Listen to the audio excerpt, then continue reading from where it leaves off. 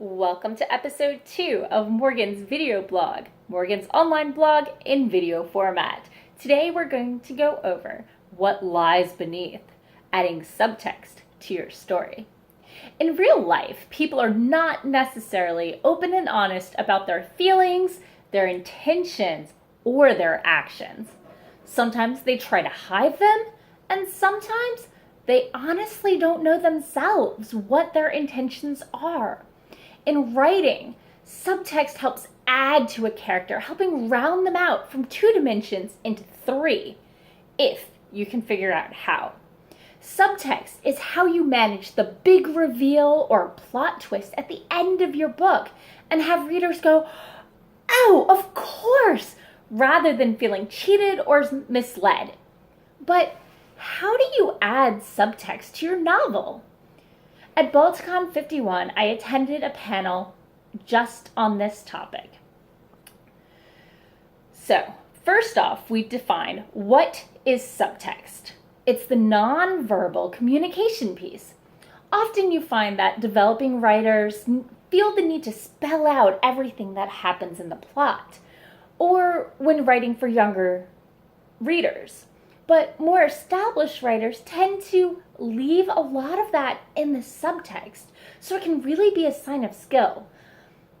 They're the things that the reader can pick up on that the point of view character might miss. It's not good to rely on for plot, but it's amazing at filling in the pieces. Now, when writing subtext, it's not always intentional. The best sorts of subtext are the ones that you come across when rereading.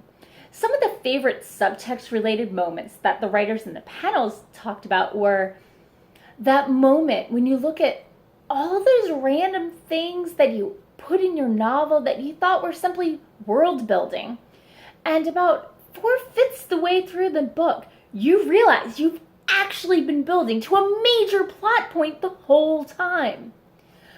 Another way that readers find subtext in their own writing is when we reread a scene of dialogue that we've written and we realize how the character responds, what they don't say, and what they did while they were saying it, and how much that really reveals about the character.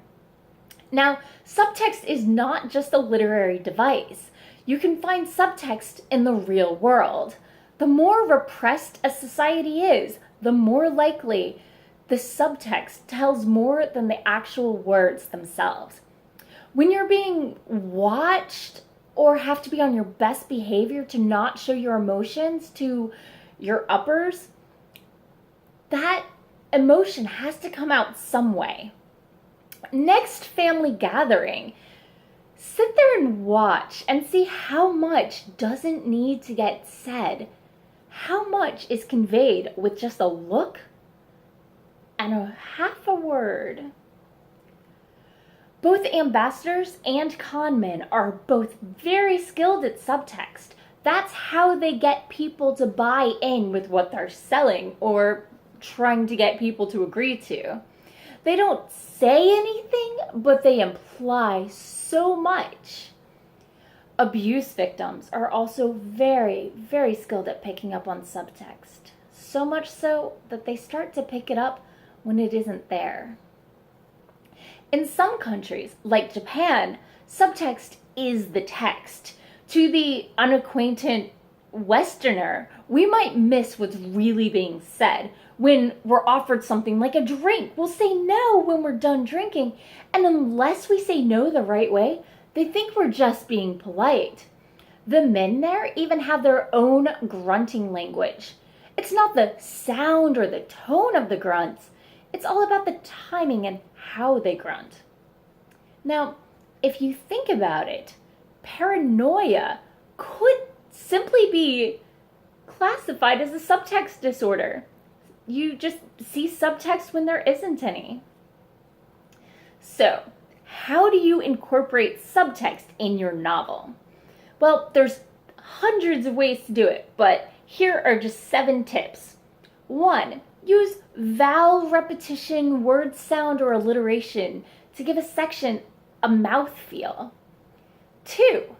change up the rhythm, the length of the words, the length of the sentences, maybe slip into iambic pentameter to give the scene an undercurrent of a pattern. Have different subtext between the author, narrator, and the point of view character. The narrator might pick up on stuff that the character doesn't, and the character might pick up on stuff that the narrator doesn't. 4, try to imagine the scene that you're writing as if you were shooting a film. Just see where the people go and what they do. Tip 5, try changing some Anglo-Saxon words to Romance language words, or vice versa.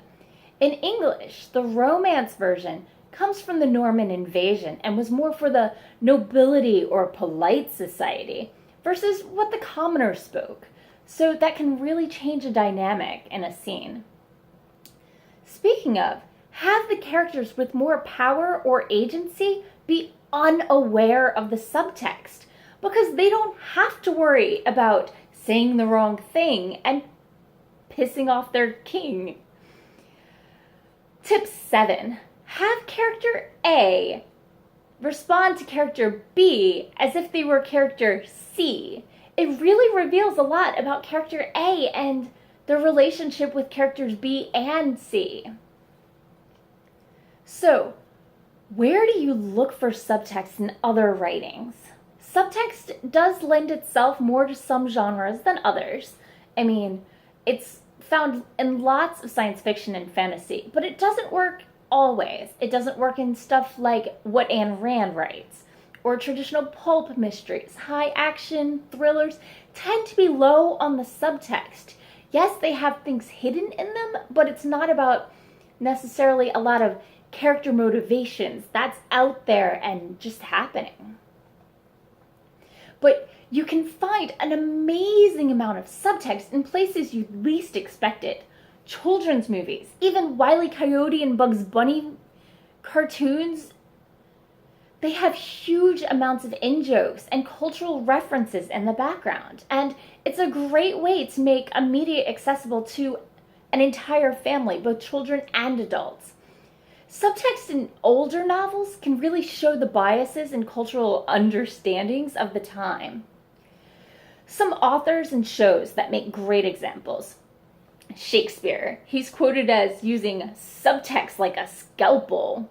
There's so much not being said that the audience of the time knew to pick up on that is almost lost in translation these days. Another author who's excellent at subtext is Hemingway. He uses very few words and he packs a lot of meaning into all of them. Sharon Lee and Steve Miller's Liaden books, the culture that is predominant within their novels is all about the subtext and who's talking to who in what role. The movie Lost in Translation is excellent at subtext because they can't actually use their words to communicate. So most of the story is told in subtext. The TV show Supernatural has a lot of subtext, lots of cultural references, and even the music adds a lot of context to the story.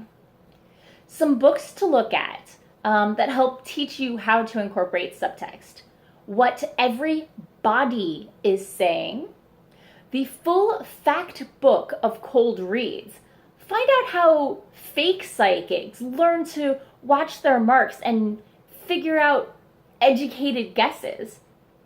Winning Through Intimidation, and Death of the Author by Roland Barthes. What examples of subtext do you have? And do you have any stories about picking up on subtext in retrospect? Thank you for tuning in, and I hope you learned a little about putting subtext into your novel.